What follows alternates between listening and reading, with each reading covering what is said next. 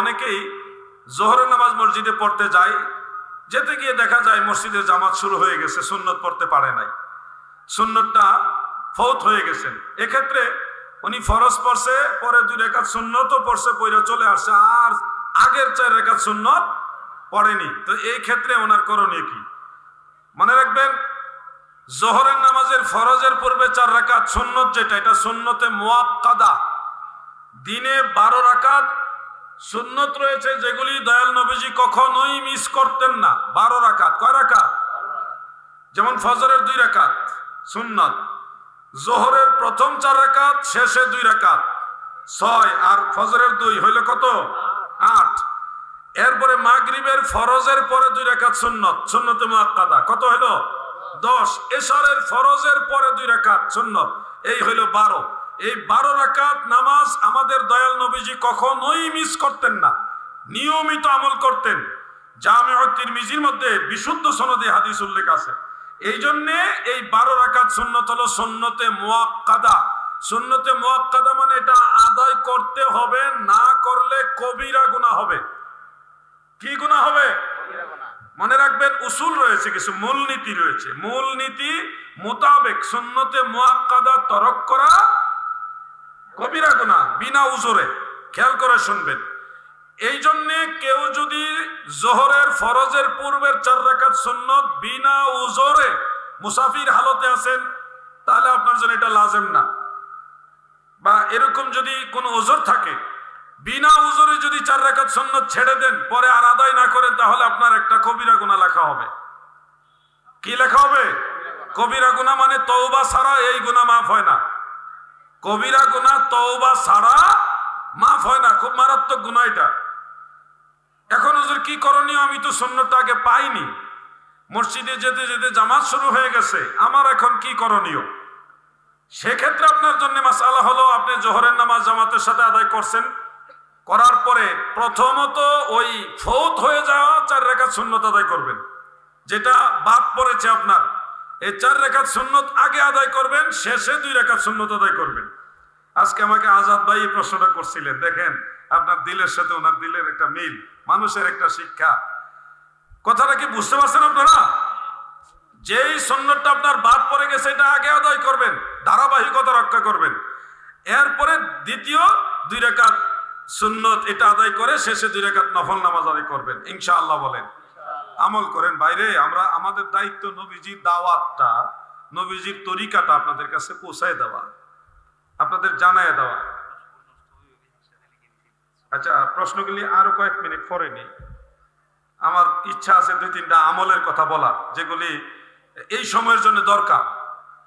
আমি একটা নিয়ত করছি আর কি, 5-7 মিনিট যদি যায়ও, তাও আমি এরপরে প্রশ্নগুলি নিব।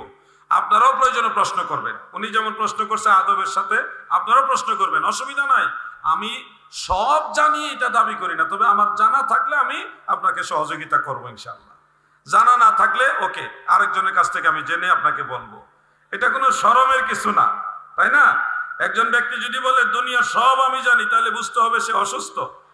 সে কি অসুস্থ? কারণ ধারাবাহিকতা আছে। বড়, যেমন একটা বোঝানোর জন্য বলছি, এক জায়গায় 2জনই ভাই, কিন্তু একজন বড় ভাই আরেকজন ছোট ভাই, 2জনই ভাই। তো এক্ষেত্রে বড় ভাইকে আগে মূল্যায়ন করা উচিত। কথা বলছেন না? 2জনই সমান, মানে আগের সুন্নতটাও সুন্নতে মুআক্কাদা, পরের সুন্নতটাও সুন্নতে মুআক্কাদা, 2টাই সমান। এক্ষেত্রে যেহেতু আগেরটা আপনার আগে বাদ পড়ে গেছে, এটা আগে, তো আগেরটা আপনাকে আগে রাখাই যথোপযুক্ত। আল্লাহ তাআলা আমাদের বুঝার তৌফিক দেন, আমিন বলেন।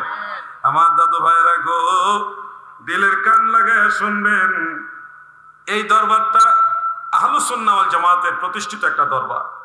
আমার জানা মতে পীরজাদা আল্লামা শফিকুল ইসলাম পীর সাহেব কেবলা, তিনি এই ময়দানে খেদমত করেন 50 বছরেরও বেশি। 50 বছরেরও বেশি। অনেক বক্তাদের জন্ম হওয়ার আগের থেকে উনি খেদমত করেন, ময়দানে কাজ করে যাচ্ছেন। অসংখ্য মানুষকে ইসলামের দাওয়াত দিয়েছেন, সুন্নিয়ত তরিকতের দাওয়াত দিয়েছেন। আজকে হুজুর মোটামুটি বয়োজ্যেষ্ঠ হয়ে গেছেন, আমাদের জন্য দোয়া করেন। বিভিন্ন জায়গায় হুজুর প্রোগ্রাম করেন। আমি মাওলানা খালেদ সাইফুল্লাহ মাহমুদী সাহেবের মাধ্যমে মাঝে মধ্যে হুজুরের আলোচনাগুলি শুনি, খুবই ভালো লাগে, মায়া লাগে।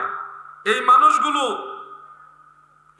শহর থেকে গ্রাম, একেবারে প্রত্যন্ত অঞ্চলে, এমনকি চরাঞ্চলে পর্যন্ত গিয়ে মানুষকে দ্বীনের তালিম দেয়। এইভাবে জিকির করো, এইভাবে নফল নামাজ পড়ো, এইভাবে কোরআন তেলাওয়াত করো, এইভাবে খাইতে বসো, এইভাবে মোনাজাত করো, এইভাবে নামাজ পড়ো, এইভাবে ইবাদত করো। এই যে শিক্ষাটা পীর মাশায়েখরা দিয়ে যাচ্ছেন, এই পীর ফাতেহাবাদ দরবার শরীফ দেখেন, আমরা এই ফাতেহাবাদ নামেও যদি আপনারা বলেন, কিন্তু আমরা দূর থেকে জানি এই এলাকার নাম হলো পীর ফাতেহাবাদ দরবার শরীফ।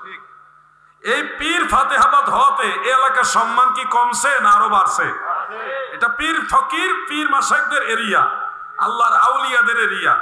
তো আমার যেটা মনের থেকে আনন্দ সেটা হলো এই দরবারে মানুষদেরকে যে নফল বন্দেগীগুলো তালিম দেওয়া হয়, জিকিরের তালিম দেওয়া হয়, মোনাজাতের তালিম দেওয়া হয়।